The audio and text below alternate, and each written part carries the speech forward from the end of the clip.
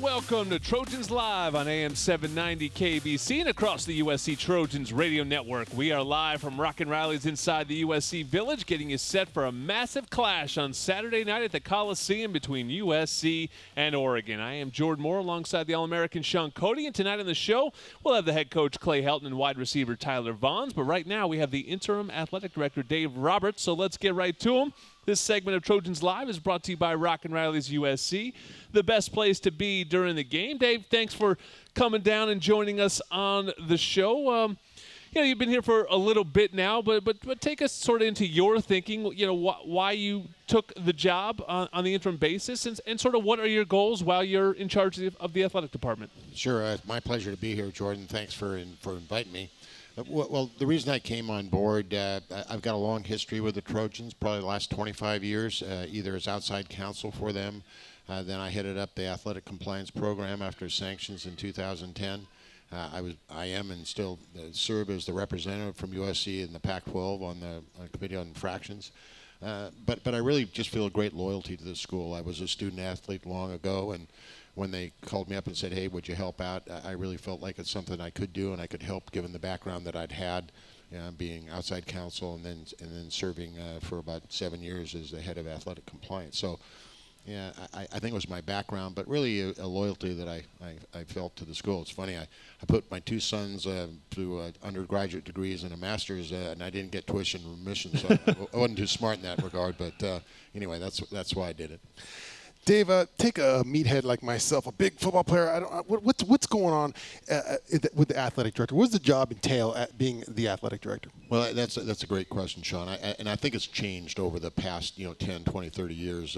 We've had great athletic directors in the past, some great Trojans, and we had a great tradition. And I think some of the things that are mandatory now weren't so much called upon then. But now you've got to be basically someone who can manage a multifaceted corporation. That's what the athletic departments are. I mean, we've got between the lines, marketing, fundraising, strength and conditioning, nutrition, and you name it, we have it. So you've got to be somebody that is experienced in leadership, management, delegation. Obviously, it's better if you've got it, I think, from another athletic program, but there are some successful ADs that have come straight out of business. But you've got to be able to manage, hire, fire, recruit, retain. You got to communicate really effectively, and those are some of those are traits that I think you've just got to have if you're going to be a top drawer AD in these days. Knowing that you're just here on an interim basis, how are you trying to set up the next AD? That's a good question, and a little bit of that depends upon how long I'm here. Right. If it's a quick sprint, then I'm going to be basically doing what I'm doing now. I've gone through an assessment. I've talked to our student athletes, our staff, our coaches, our administrators. How can we be more effective, more efficient? How can we move our program into the 21st century, into the 2020s, and do some things that other schools may be innovating with? And maybe there's things that we should stop doing. So if it's a shorter sprint, it's making that assessment, taking care of some low-hanging fruit, which I do, but coming up with a real set of recommendations to get the new athletic director up to speed and running right away. If it's a longer period of time, and I don't know if it's going to be at the new year or maybe at the end of the academic year, then I don't think we want to lose momentum. And I'll talk to the president and get her sign off, of course. But then there's some things that I'm sure by then I will have formed ideas and changes that we can make, whether they're in our structure, our operation. With a key focus on revenue these days. If we don't have the revenue, I mean, I hate to say it, but it's the lifeblood of intercollegiate sports. Talk about that assessment you brought up. What is your assessment so far, being the interim athletic director, and not just of the football team, but of USC athletics in general? Well, I kind of commented that a little bit already. In other words, I think we've had a great tradition. We've had a lot of people who've led us who've been great Trojans. But I think we want to focus a little bit more on structure. We want to focus a little bit more on what are cutting edge things that are being done across the country. The whole model has changed. We've got a great Coliseum tower now. How are we raising revenues? We got a smaller set of seats, but we want to raise more revenue. How can we do something to change that media rights agreement? I know it doesn't come up for a few years. Our apparel agreement, or other ways we can raise revenue. I was just at another campus and saw some of the things they're doing. So. And one of the things that we really need to look at is the bottom line. I hate to say that, but that's a factor these days. Obviously, our revenue sports drive it, and that's where we need to bring in the most revenue, along with our media rights agreement. we want to keep our other sports there and finding out ways to make them successful. At the same time, realizing that the big drivers are football and hopefully basketball in the future too. Yeah, football obviously, the lifeblood and what so many people want to talk to you about, and I'm sure about 95% of your questions are about the football program. How do you assess Clay Helton and the football program while you've been here, and sort of, what is your role in determining the future of the program? Right. Those are three. Let me try and break those down. Well, in terms of our program, I mean, it's. I've said it before. I mean, Clay I've known him for a long time. He's doing a great job.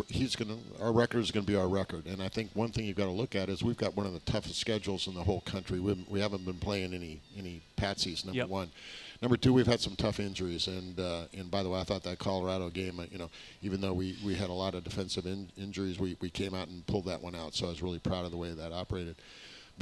But basically, it's going to be an issue of timing again. In other words, if I'm here for a shorter stint, I'll have comments to make to the new athletic director. Yep. If it's a longer period of time and we come to the end of the year, I'm sure I'll be talking to the president. But I mean, right now, I believe in judging people on what they do and how they perform, and the jury's not in here. We got to run for hopefully a Southern Conference championship, play in the Pac-12 Conference championship, get ourselves a good bowl game, and things will look well.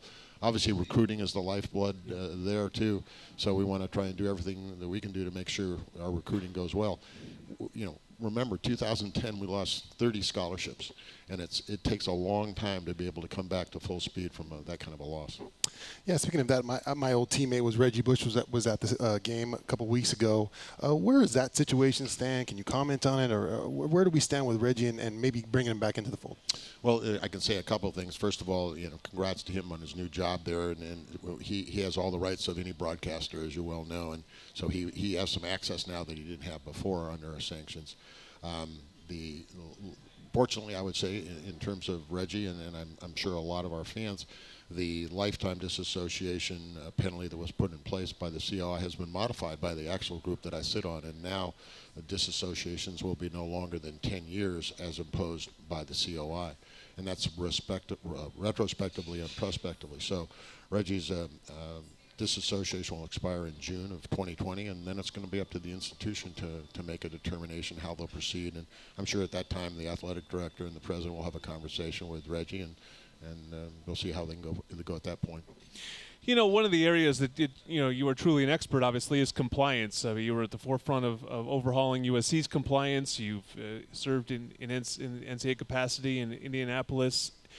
I think one of the things that sticks in a lot of our craws around here is this sort of label that, it's the haters. We get it. It's sort of USC's enemies that love to throw the cheaters and all that kind of stuff at USC people. But I think all of us internally know how much work is done by the compliance side, how much has changed in the last decade. And since you were such a part of it, I wanted you to tell us all how things have changed in the last decade and how far USC has come in that regard, even if, there are, incidents now and then. Sure, and it's something I'm extremely proud of.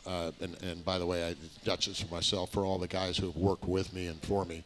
And basically, we took that program. It was in 2010, had just several people. It's built up to a large staff now. And again, I don't like to brag, but we were held out, and I think still are, as the gold standard. We've increased both our education, our monitoring, our compliance, our reputation. But most importantly, I think now we're perceived as members of the team. In other words, we're no longer the enemy internally. When somebody came to us, it wasn't, hey, we're not going to say no. It's what do you want? And if I could get them 85 or 95% of the way. So I think we're accepted as a team, and I think we have made great strides. There's going to be mavericks. There's going to be outliers. There's going to be people who you can't control, even though you've educated them. But I think we do a great job. Dave, my last question.